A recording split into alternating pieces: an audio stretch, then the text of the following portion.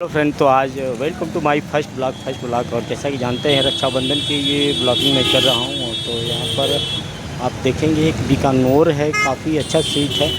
तो राखी पे सभी लोगों को, जो भी हमारे बहन हैं, सभी लोग को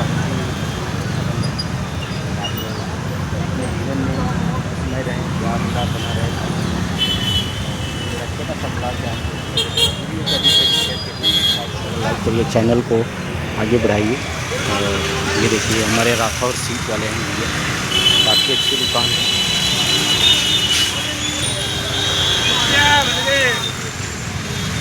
राखी की मार्केट काफ़ी अच्छी चल रही है।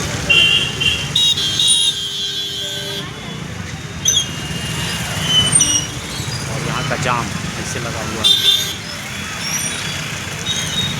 भाई का मिठाई की दुकान काफ़ी सुंदर है।